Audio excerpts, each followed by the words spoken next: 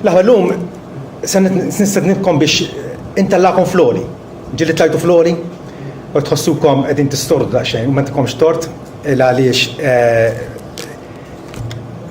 ek ħasnin u koll, pero tajjeb il-kultant naraw l-affarijiet mill-loli. Kull darba insifer jiena u nara l-pajjiżi mill-loli ngħid huwa l-isbaħ pajjiż tad-dinja. Qed narah mhux hekk, ma qed narah minn fuq. Allura l-vista tiegħi tinbidel totalment u hija l-istess ħaġa. Però il-vista hija totalment differenti. U allura meta nitkellmu dwar l-għażla tal li Alla joġbu jażel nies biex isalvhom u jagħtihom il-glorja tal-ġenna. B'xejn, bil-grazzja tiegħu.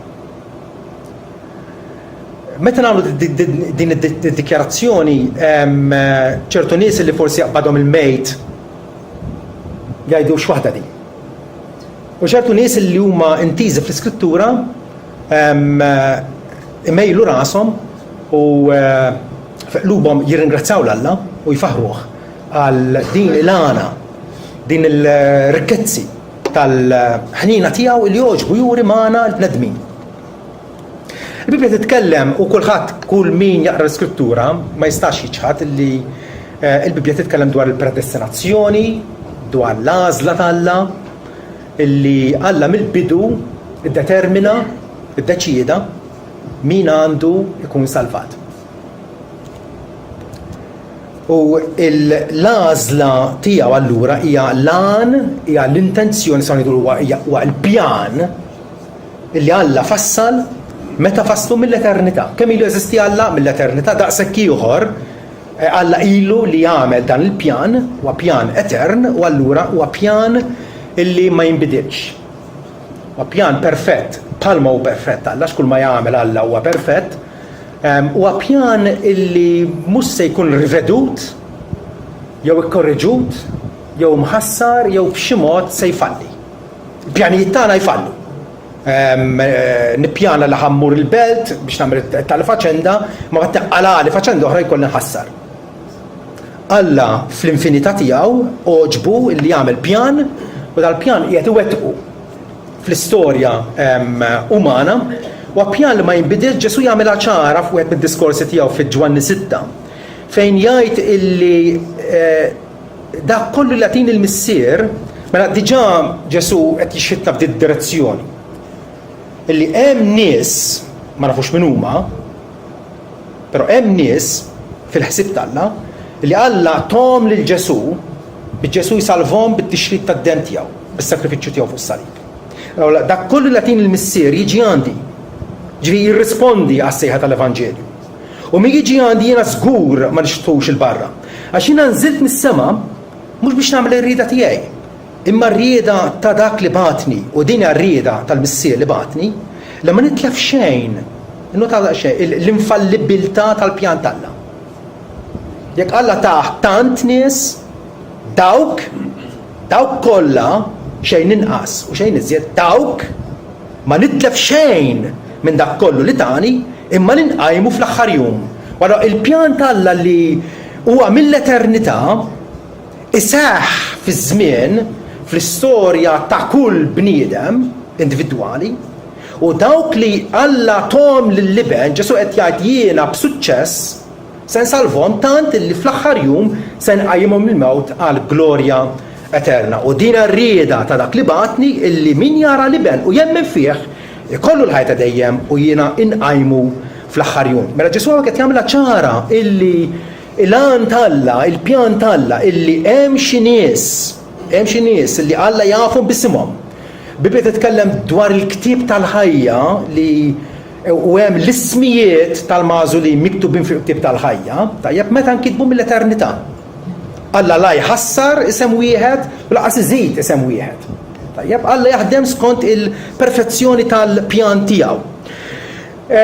U allura rridu nisħu u ngħidu illi il-pjan talla ilu minn qabel ma nħolqot id-dinja. Qabel ma eżista xejn, qabel ma eżistit il-pjaneta tagħna jew in-nies jew il-kontinenti, jew ix-xemx, jew il-qamar, qabel ma jeżista xejn, eżista Alla u l-pjan tal-Alla kien diġà fih. Pawlu jgħid il-Timotju biex jinkoraġġih biex jagħmlu l-qalb biex ikompli fil-ħidma tiegħu jgħidlu illi Alla salvana mhux skont l-opri tagħna, ma skont l-għan u l-grazzja tiegħu mogħtija lilna fi Kristu Ġesu qabel ma ssejset jew qabel ma nħolqot id-dinja. Ara da xejn. Forsi tibdew issa tħossukom illi verament qegħdin fl-għolja hawnhekk. Qegħdin fuq il-muntanja Everest u qegħdin naraw kollox taħtna. Qegħdin naraw kollox kif Alla tagħna dal-privileġġ li naraw ir-realtà tas-salvazzjoni tagħna mill-perspettiva tiegħu. U mill-perspettiva tiegħu kollox jidher ċar li s-salvazzjoni hija kollha kemm hi dovuta lilu. Alla jieħu kull krettu, kull glorja, kull ġieħ għal fatt li ninsabu fejn ninsabu llum u għal fatt li tagħna wkoll il-weda li dak li beda fina ċertament se jtemmu, se jipperfezzjonah sal-jum ta' Kristu. Il-pjan tal-Alla ilu minn qabel it-tissis tad-dinja u allura nixtieq insaqsina Alla il-dawk li għażel, għaliex għażel lil dawn u mhux l-oħrajn. It-tweġiba li tagħtina l-Iskrittura hija waħda profonda u konsistenti. Ir-raġuni hija Alla jagħżel skont il-grazzja tiegħu. L-imħabba tal-Alla hija tant li Alla iħobb il-dawk illi ma jistħoqilhom ebda qatra tal-imħabba tiegħu. U frattant iħobbhom. Frattant iħobbhom. Titu 3. Vers 4 jgħidilna illi wara dan deret it-tjieba u l-imħabba tal-Alla s-Salvatur tagħna l-bnedmin. Mhux blopri tajba li konna għamilna. Ġifieri, il-fatt li aħna issa mexjin fit-triq li twassal għal Sion ten fuq għal glorja eterna, x'inhi r-raġuni Pawlu qed jiġħad li mhix mill-opri tajba li konna għamilna, iżda skont il-ħniena tiegħu salvana bil-ħasil ta' tweled mill-ġdid u t-tiġdid tal-Ispiritu Santu li sawwa fuqna bil-kotra b'Ġesu Kristu is-Salvatur tagħna. Alla għażel nies skont il-grazzja tiegħu. Għaliex dawn mhux oħrajn għax Alla jħobb, Alla jogħġbu illi mill-massa tal-umanità, l-umanità illi kollha dovuta għal irda u dannazzjoni eterna kif infatti stabbilejn issa fil-ġimgħat li għaddew, minn dik l-istess massa ta' umanità mitlufa Alla jogħġbu, u din għall-meravilja tal-Vanġelu, Alla jogħġbu illi jagħżel xi wħud għas-salvazzjoni eterna. Kultant l-studenti aħna noħduhom jagħmlu esperjenza barra mill-iskola u mhux darba jew tnejn illi niftakar darba ħadnihom ta' qali f'wieħed minn dawk il-ħadz fejn jaħdmu l-ċeramika u t-tafal. U kien hemm ċeramista fuħħari, ngħidulu bil-Malti, illi introduċa li nnifsu bħala ilni 30 sena nagħmel il-fuħħar. Mela kien jaf xi ħaġa ġvera. Jgħid hemmhekk quddiem ir-rota u jagħmel l-affarijiet u għal nagħmel issa kemm l-istaff kif ukoll l-istudenti ħaddihom ċappa tafal ħajpoġġu quddiem ir-rota u jaħdmu xi ħaġa. U kulħadd ħadem skont l-abilità tiegħu. Tajb u min għamel vażun sabiħ bħalma għamilt jiena, hekk sabiħ kollox kif għandu jkun u kien hemm min għamel vażun kollu mawweġ u kollu grif u kollu daqqiet. U lestejnihom. U ħallejnihom fuq l-iskaffa biex jinxfu. Ħaġa tal-għaġeb. It-tafal għamilna x'għamilna minnu ma protestax. Ma tkellimx. Ma qal xejn.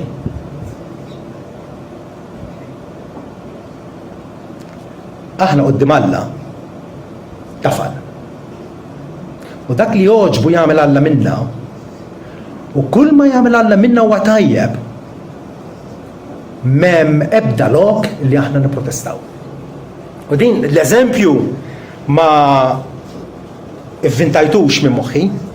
L-eżempju selliftu mill-Rumani, kapitlu 9, vers 21, fejn jgħidilna Pawlu jaqgħu l-fuħħari qiegħed ipoġġijena dis-sitwazzjoni għal konsiderazzjoni tagħna u jaf li tweġiba tagħna għandha tkun bħalma ħasibaw. Jaqgħu l-fuħar m'għandux is-seta jew m'għandux l-awtorità fuq it-tafal biex jagħmel ħaġa ta' ġieħ jew ħaġa ta' għajb mill-istess saġna. Mela il-bniedem jagħmel li jrid mit-tafal u t-tafal ma jistax jipprotesta. U aħna paragonati mal-Alla, aħna tafal fidejh u jaġinna u jsawwarna skont kif joġob lilu. Jekk irid jagħmilna ġarra ta' ġieħ jagħmilna hekk. Jekk irid jagħmilna skont il-ġustizzja tiegħu ġarra ta' għajb jagħmilna wkoll. X'inhu jekk Alla biex juri l-għadab tiegħu u jarra fil-qawwa tiegħu ħamel għal żmien, is-sapporta għal żmien twil, il-ħwejjeġ ta' għadab imħejjin għal irda u nies ħżiena li spiċċaw fl-infern għax ma jindmux minn dnubietom, dawn huma il-ħwejjeġ ta' għadab u Alla jissapportihom f'din id-dinja. U biex ikun jista' jarraf ukoll l-għana, ir-rikkezzi ġifieri tal-glorja tiegħu ma' ħwejjeġ ta' ħniena li huwa ħejja minn qabel għall-glorja. Għandu ta' ippreparana minn qabel għall-glorja. Ippreparana billi konvertina, dawwarna leħ, tagħna d-don tal-fidi kif se naraw. U magħna wkoll jgħid Pawlu li hu sejħilna mhux biss mill-Lut, iżda wkoll bil-Ġentili. Hija stampa illi għandha tikkonvinċina.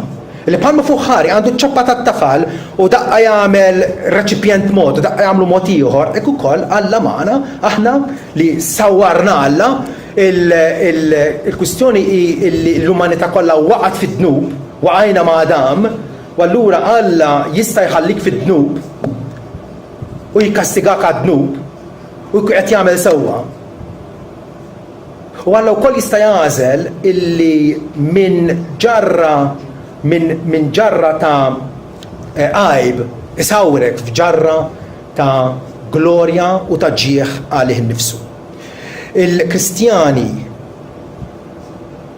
xi darba kienu bħal bqija tan-nies, xejn ar, xejn aħjar, maħudin mill-istess ċappa ta' umanità. Pawlu meta jispjega din il-ħaġa fil-Efesin 2 jgħidilna illi Alla lilkom tal-ħajja, lilkom.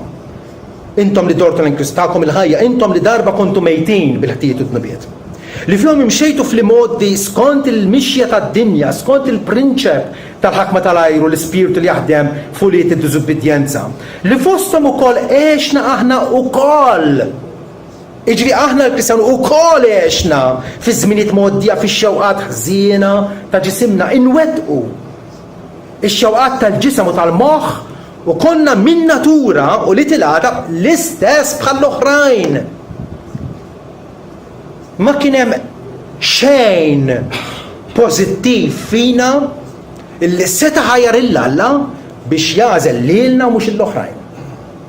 Alla għażel minn fost midimbin, minn fost nies ribellużi kontra tiegħu. U din allura l-għana tal-ħniena tiegħu. Li Alla joġbu iva li jagħti każ. Aktar li jagħti każ is-salvazzjoni tagħna swietlu ħafna lill-Alla. Swietlu l-istess ħajja ta' Ibnu Ġesu. Ma frankajilux imma taħ għalina l-koll biex miegħu jagħtina wkoll b'xejn il-ħwejjeġ kollha. Allura Alla illi id-digrieta bħala is-Sultan Etern ħareġ digriet u d-digriet tiegħu iseħħ, id-digrieta illi dawk li huma magħżulin fi Kristu jaslu iva effettivament biex jirtu il-ħajja eterna. Pawlu infatti jindirizza l-Korintin. Il-Korintin kienet kongregazzjoni prattikament bħal kull kongregazzjoni oħra. Fosthom kien hemm nies li darba kienu prostituti, darba kienu immorali, darba kienu ħallelin u briganti u homosessuali, minn kollox. U Pawlu jgħidilhom, intom taraw ħuti is-sejħa tagħkom. Ħarsu, għatu titwila likom fuskom, araw is-sejħa tagħkom kif kienet, kif ġrat, kif mhumiex ħafna l-orrif skont il-ġisem. Ġifieri sirtu Kristjan mhux għax kontu xi filosofi kbar, intellettwali li tifhmu. Mhux ħafna huma setanin bħalli kieku għadkom xi qawwa kbira biex tagħmlu d-deċiżjonijiet tagħkom, mhux ħafna huma nobli li Alla sejħilhom, imma Alla għażel, innotaw dik il-kelma għażel il-ħwejjeġ boloħ tad-dinja biex ħawat l-orrif, walla għażel il-ħwejjeġ dajfa biex ħawat il-ħwejjeġ qawwija u l-ħwejjeġ baxxi tad-dinja u l-ħwejjeġ mżabilħin. Alla għażel qed jirrepeti kelma kull darba. Għażel. U għażel. Mhux aħna għażilna lil Alla, aħna ddeċidejna li nagħtu ħajjitna lil Ġesu biex Alla tagħna l-grazza biex nirrispondu lejh. Il-ħajja tagħna hija dik li llum għax irċivejna grazzja skont l-għan tal-Alla. Alla kull darba għażel il-ħwejjeġ baxxi ta' id-dinja, il-ħwejjeġ li mhumiex biex ixejn dak li huma biex ebda bniedem ma jiftaħar qudiemu. Meta tara s-salvazzjoni tiegħek mill-loli kif Alla jiddeskrivijilna, tibda tajt kos la darba għażilni Alla għażel mill-eternità, mela jien mem ebda ħaġa, ebda fattur illi jiena jonqosni nagħmel biex nirrealizza biex nikseb għalija nnifsi dak li Alla diġà tani bil-grazza tiegħu mill-eternità. Tgħidu l-xorta waħda li iva, nemnu u infatti l-Bibja hija mimlija bl-istedina tal-Evanġelju, b'appelli, Alla jappella Alla jwissina dwar il-kastik tal-infern, Alla iħajjarna bil-wedi tiegħu, iva ċertament, għax Alla jistmana ta' bnedmin maħluqin fuq ix-xbija tiegħu, però kull ma jseħħ jekk inti rċivejt xi ħaġa li issa għamlitek differenti minn bnedmin oħra, jekk qabel kont giddieb u issa titaxxa fil-verità, jekk qabel kont imbroljun u issa mhux biss taħdem onestament imma wkoll tagħti l-karità lil-foqra, jekk qabel kont immorali u issa tittgħix ħajja fis-safa, da kollu ġara skont il-ħidma ta' Alla fik. Jekk qabel ma kontx temmen u kont indifferenti dwar il-wex tal-Evanġelju missa titaxxaq bihom, dik hija l-ħidma tal-grazzja ta' Alla fik. Pawlu jgħid hawnhekk illi huwa bih, huwa b'Alla, huwa bl-inizjattiva tiegħu li intom tinsabu fi Kristu Ġesu. Lum ġurnata ninsabu fil-għaqda ma' Kristu bil-fidi minħabba l-intervent ta' Alla fil-ħajja tagħna skont il-pjan etern tiegħu. La darba sejħilna Alla wkoll, la darba ippredestinana Alla wkoll sejħilna. Intom tinsabu fi Kristu Ġesu li minant Alla sara lina erf, ġustizzja, taqdis, fidwa, Pawlu sa jkompli ħafna barkiet oħra. Illi kollox huwa tagħna minħabba Kristu, aħna ta' Kristu, Kristu huwa Alla biex kif inhu miktub mi jiftaħar, ħajjiftaħar fil-mulaj. Ġi waħda mir-raġunijiet għalfejn qiegħed forsi anke ċerta periklu ollejtkom fil-għola ħafna biex jekk fadal xi element ta' gburija fina illi għadek tħassek innifsek u tajt imma jiena mint, imma jiena ndimt, imma jiena għamil xi ħaġa il ħadd ieħor ma għamilx. Pawlu jgħid hawnhekk mi jiftaħar, għandu jiftaħar fil-mulej u tasal biex verament tiftaħar fil-mulej u verament tagħtih il-glorja u l-ġieħ u r-ringrazzjament kompletament u totalment lilu tagħmilha biss meta inti tkun konvint li mill-bidu sa tmiem is-salvazzjoni hija x-xogħol tal-Alla favur tiegħek. Alla mela isejħilna, jiġbidna fil-komunjoni tiegħu bil-kelma u bl-ispirtu tiegħu u wkoll jasal biex jagħtina fidi vera. Mhux fidi intellettwali li smajt għax kull Malti sema bil-ġrajja ta' Ġesu Kristu u bil-mirakli li jagħmel u li miet fuq il-Golgota u li raġa' xoxna, il-fatti fuqhom. Imma hija fidi ħajja le. Le, hija fidi li ma tagħmilhom ebda kambjament fil-ħajja tagħhom u allura hija fidi finta. Alla waħdu kapaċi jagħtina dik il-fidi vera biex bija nkunu ġustifikati. Permezz tal-fidi aħna ġustifikati quddiem Alla. Alla jiddikjarana ġusti darba l dejjem fuq il-merti ta' Kristu. U la darba ġustifikati wkoll qaddisna. dak li darba konna nitaxqu fih fil-ħażen u fid-dnub u fl-immoralità, dawk l-affarijiet issa jibdew għażuna, idejquna, naħarbu minnhom u ffittxu l-ġustizzja u l-paċi u s-sliem ma dak li jkun. L-ittra ta' Ġuda tagħlaq billi tgħidilna issa lil dak li kapaċi aħriskom mit-tiġrif u jqedkom bla teba quddiem il-preżenza tal-glorja tiegħu b'ferħ kbir. Lil dan Alla jingħata majestà, qawwa, seta u glorja kemm issa kif ukoll għal dejjem.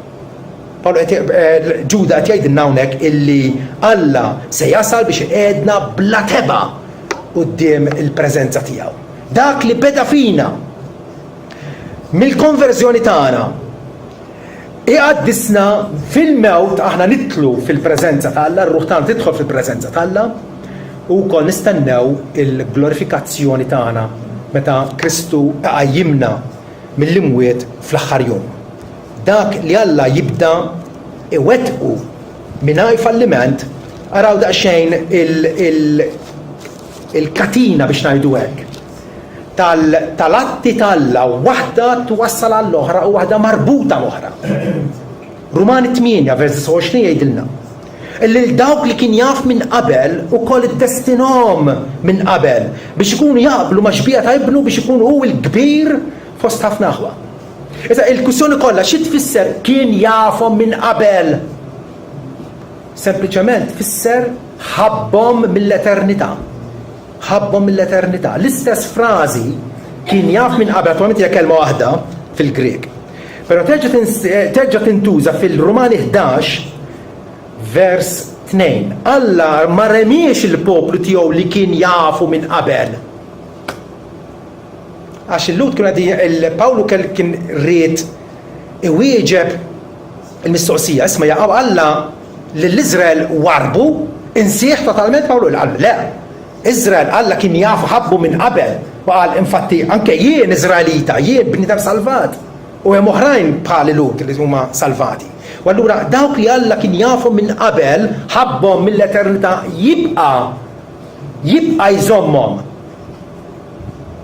Hawnhekk qed jgħidilna mela dawk li kien jafu minn qabel ukoll iddestinom minn qabel biex iva naslu biex nkunu konformi, biex nkunu nixbħu xbija ta' ibnu Ġesu. Barra minn hekk. Lil dawk li ddestinom minn qabel, lil dawn ukoll sejħilhom.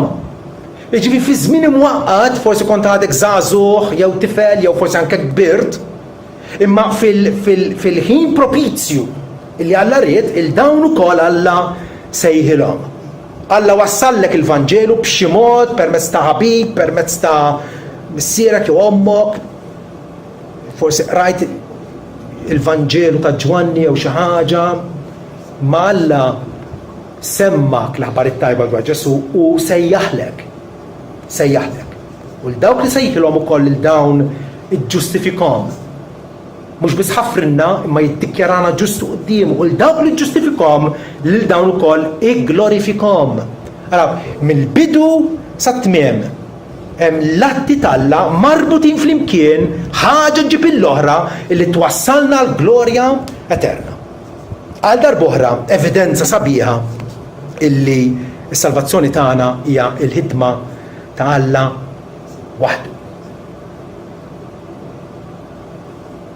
Efesin 1 vers 4 jgħidilna li Alla għażilna fi Kristu qabel il-pedament tad-dinja, qabel il-ħolqien ġifieri, ħalli nkunu qaddisin u bla difett qudiemu fl-imħabba ippredestinana għall-adozzjoni permezz ta' Ġesu Kristu għalih innifsu. Kienet l-imħabba tiegħu li qanqlitu biex Alla jadottana għalih innifsu. Jagħmilna quliet adottivi, ċittadini ta' smewiet.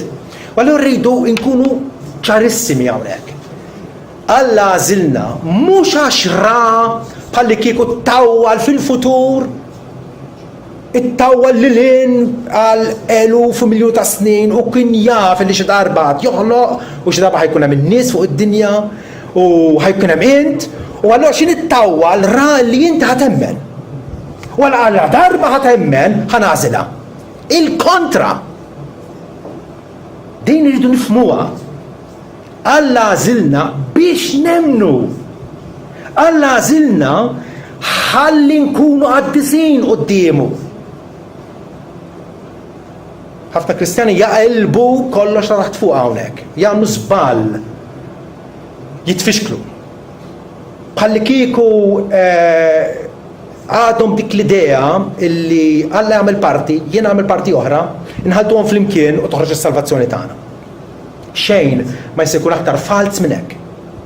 Is-salvazzjoni tagħna mill-eternità sa eternità hija dovuta l-Alla. Alla għażilna fi Kristu qabel il-ħolqien tad-dinja ħalli nkunu qaddisin, mhux għax konna qaddisin, mhux għax ra li ħankunu qaddisin, mhux għax ra li ħajkonna rieda tajba, mhux għax ra li disposti biex nemnu. Jew forsi aħna tikka ħjar minn ħaddieħor. Imma għażilna ħalli nkunu qaddisin. Għażilna biex jibda jaħdem fina iva ħalli attwalment insiru qaddisin u bla difett qudiemu bil-ħidma tal-Ispiritu Qaddis tiegħu. U allura l-għażla tal-Alla, Alla jagħżilna mhux għax ra illi ħanemnu, mhux għax ra illi konna se nobdu aktar ma' ħadd ieħor, mhux għax ra xi kwalità fina illi ma rajiex f'ħadd ieħor. Le. L-għażla tal-Alla, il-fatt li Alla għażel, dik hija l-funtana illi minna joħorġu l-barkit l-oħra. X'barkit huma? Il-barkit ta' konverżjoni. Jekk jiena dort li Alla ifisser li dort u emmint fi Kristu għax kont wieħed mill-magħżulin tal-Alla. Efesin 1:4 għażilna fih ħalli nkunu qaddisin u bla difett qudiemu fl-imħabba ippredestinana. Jekk Alla għażilna mhux għax rana differenti jew aħjar jew aktar disposti lej minn ħadd ieħor, ma naf fejn għażilna? Alla għażilna skont l-oġba tiegħu. Għax hekk oġbu. Għax oġbu illi jħobbok b'imħabba speċjali illi tagħmlek differenti mbagħad ma' ħadd ieħor dik l-imħabba speċjali. Hija l-għażla bbażata fuq l-oġba tajba tal-Alla. Fil-qari li qrajna dal-għodu, Ġesu hawnhekk Matteo 11 jibda biex iċanfar il-bliet fejn ħafna mirakli tiegħu saru hemmhekk. U allura dawn in-nies ta' Kafarnaum, Bethsaida, Korazajn kellhom kull opportunità biex jagħmlu. Kellhom it-tagħlim ta' Ġesu, raw il-mirakli tiegħu, raw l-imġid ma jfiequ, it-torox jisimgħu, l-omja jaraw, ma kellhom ebda skuża. U Ġesu jgħid, jaħasra għalik Korazajn. Għax kieku f'Tir u f'Sidon li kienu bliet pagani dawn, pagani, la kellhom Bibbja, la kellhom profeti, ma kellhom xejn. Kieku f'Tir u Sidon saru l-emel kbar li saru fikom żmien twil ilhom li nidmu lebsin xkora u mixħutin fuq l-irmiet. Ġesu qed jagħmel każ ipotetiku. Ma ġarax imma qal li kieku għas-saħħa tal-argument. Il-mirakli li għamilt fostkom saru f'Tir u Sidon, dawk in-nies kienu jindmu. U hija xi ħaġa li vera allura iġġela ngħidu kos. Li kieku Alla għamel miraklu u bagħtilhom it-talim dawk in-nies pagani, ma kinux imorru l-infern. Ma oġbu li jġudikhom skont il-ġustizzja tiegħu. Ikompli jgħid. U int Kafarnaum, int li inti mollija sas-sema fil-gburija tagħha Kafarnaum baqgħu wkoll ma nidmux. Int qed titniżżel fl-infern għax kieku l-emel kbar li saru fik, saru f'Sodoma, kieku baqgħet sal-lum. Sodoma fi żmien Abraham 2000 sena qabel Alla erida lila u bliet oħra minħabba l-immoralità, l-omosessualità, l-inikwità grassa li kienet tħassra tal-kollox. Aqasa 10 nies ġusti ma kien hemm fihom dawk il-bliet. U Ġesu qed jgħid li kieku saru il-mirakli li għamilt f'Kafarnaum ġewwa Sodoma ma kienx tinqered. Żen ngħidilkom ikun eħfef għall-art ta' Sodoma f'jum il-ġudizzju milli għalik. U Ġesu allura qiegħed bħalli kieku diżappuntat illi għamel tant mirakli quddiem dawk il-bliet illi tant iffavorihom bit-talim tiegħu u xorta baqgħu jibsin. Ġesu jsib komfort. Ġesu jsib faraġ fil-li jitlob il-missier u għaraw kif jitolbu f'dak iż-żmien. Ġesu wieġeb u qal niżżikħajru missier. Ismgħu ftit, ikkonsidraw. Qiegħed irod ħajl lill-Alla l-missier. Niżżikħajru missier, sit is-sema u l-art. Is-sit sovran illi Alla l-missier li jiddeċidi hu isir. U l-għandu bżonn l-approvazzjoni tagħna, l-għandu bżonn l-iva tagħna isir. Ir-rodlok ħajru missier sit is-sema u l-art. Għax int ħbejt dal-ħwejjeġ mill-orriet u mill-laqlin u kxiftom li-trabi. Il-iskribi u l-farizej baqgħu jibsa kontrih. U min beda jemmen fih? Pietru?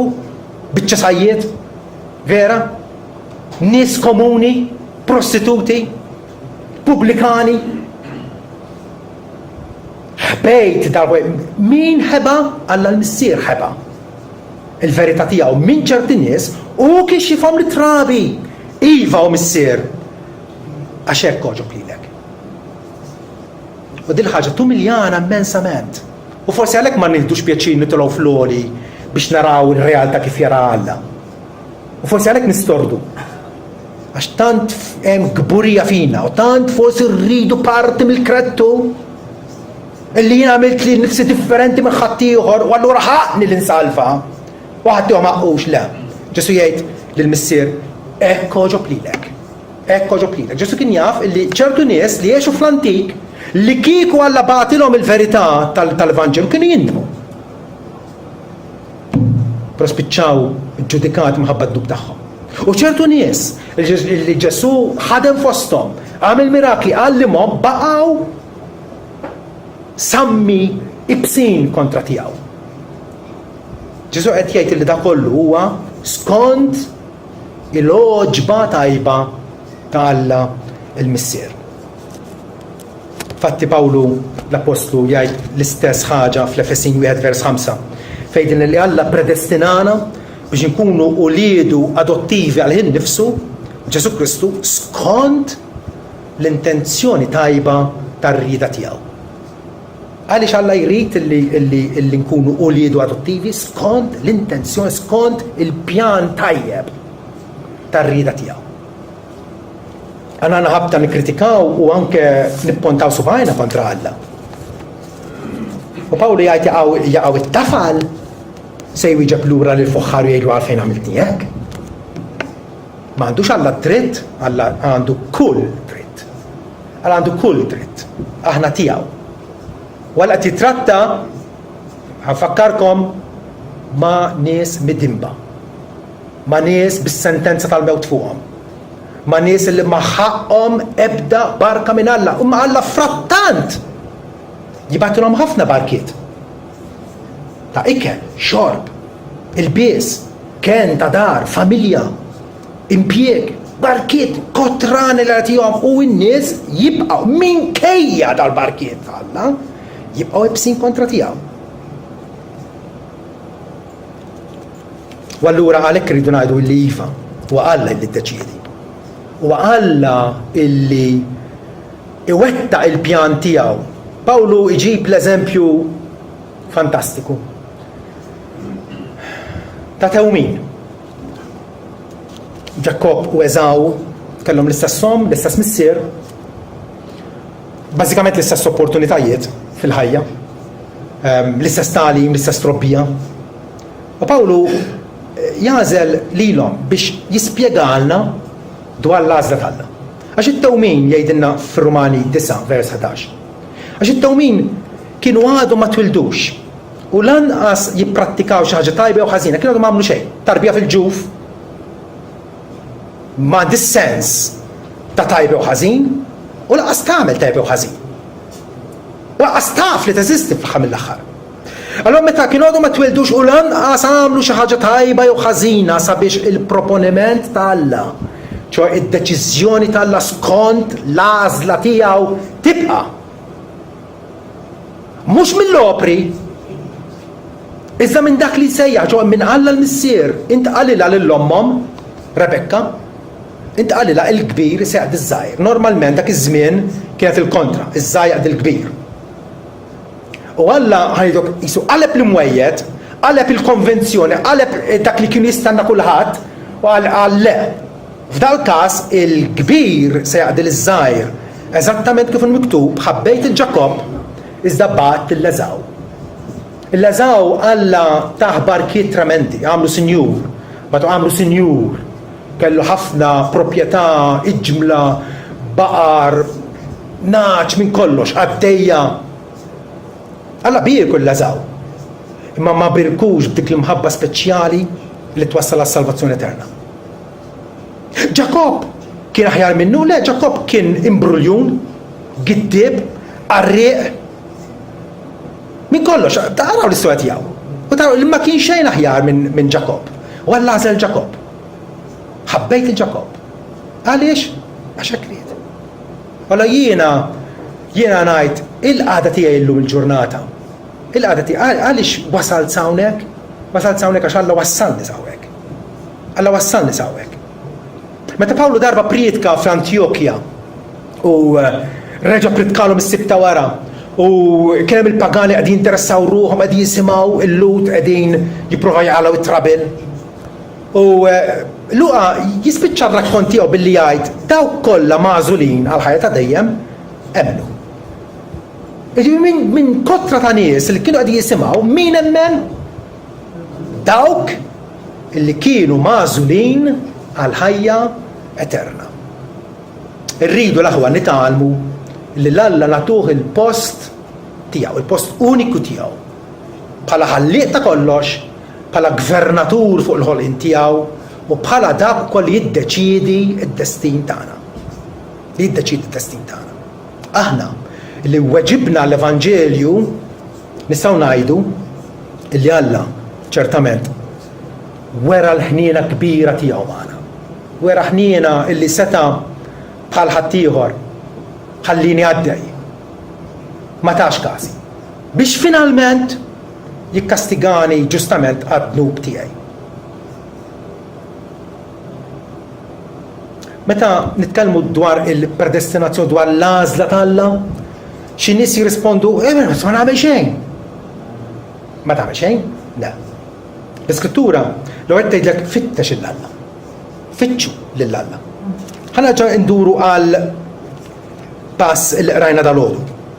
Wara Ġesu tkellem dwar l-għażla ta' Alla u dwar illi ekko ġoblilu. Illi dawn ikunu kondannati, dawn ikunu imbierka bl-Evanġelju. Kollox mod li l-missieri u ebda bnieda ma jara fil-liben li fil-missier, lanqas ħadd ma jaf il-missier li fil-liben. U dak li liben irrid jarrafulu.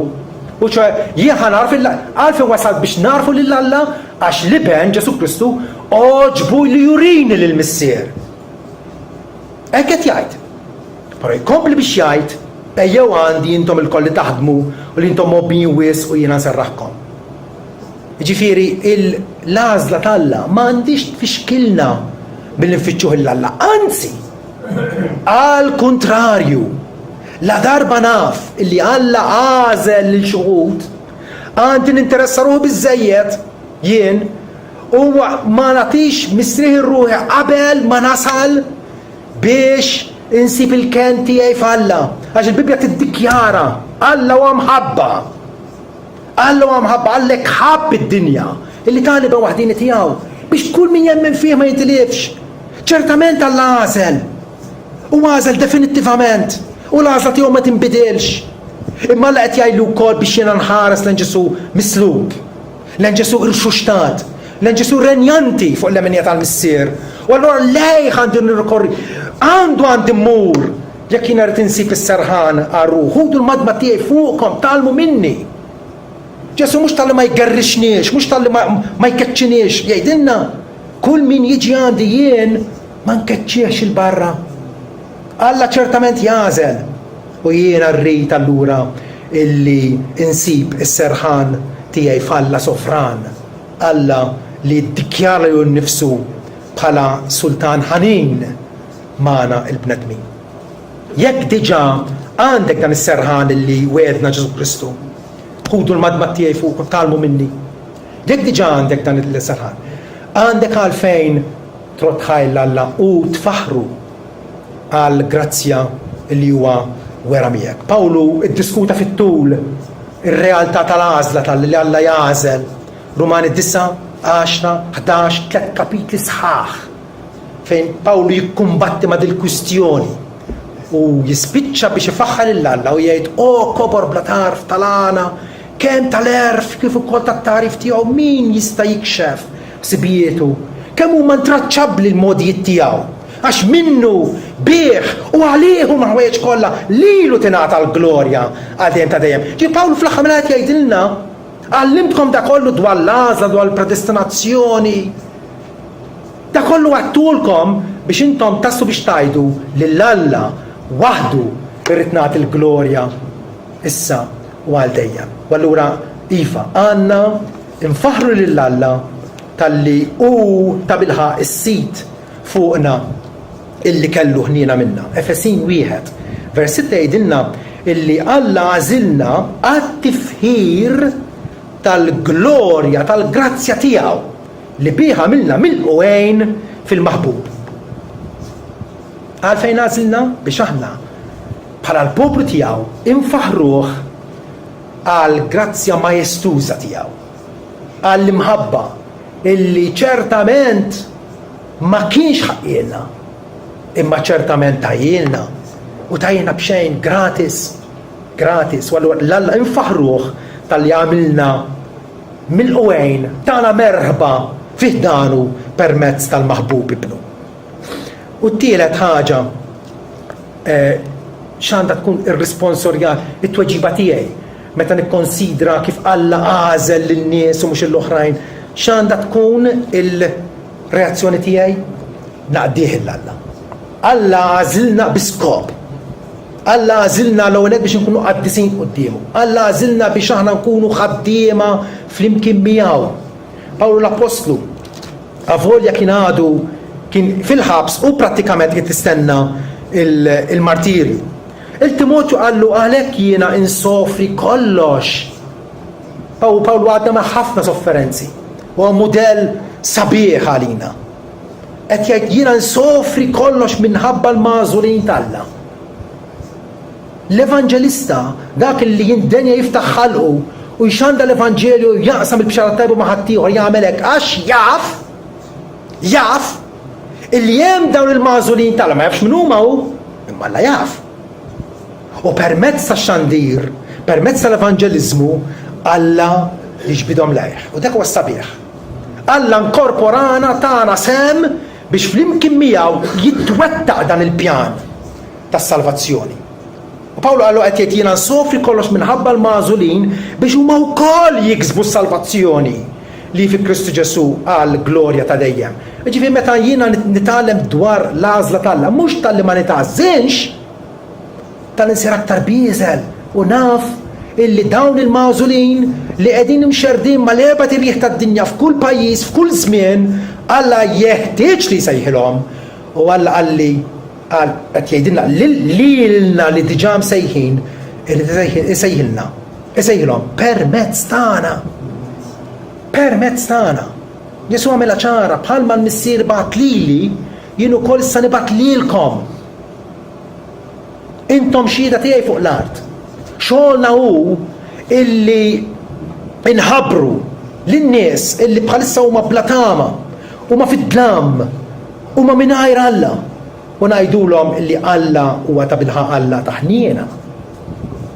Il-prova ta' dan tagħna l-ibnu fuq is-salib. Imqajjem mill-imwiet biex ikun is-sultan kemm tal-ħajjin kif ukoll tal-mejtin. U ċoe, allura jekk bdejna billi tlajna fil-għoli, l-għażla tal-Alla teġa' poġġina b'saqajna mal-art biex fil-prattika minn ġurnata għall-oħra jiena nkun konxi illi Alla edni fuq did-dinja biskop.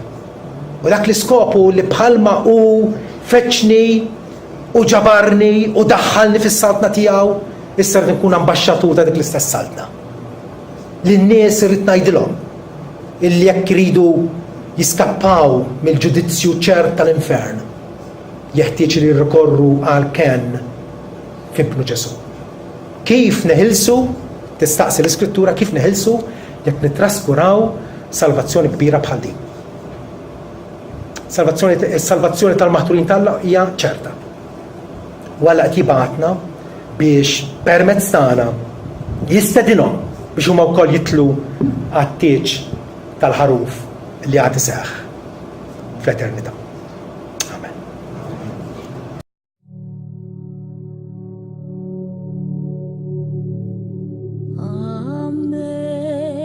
Amazing grace, how sweet the sound that saved a wretch like me. I once was lost, but now I'm found. Was blind, but now I see.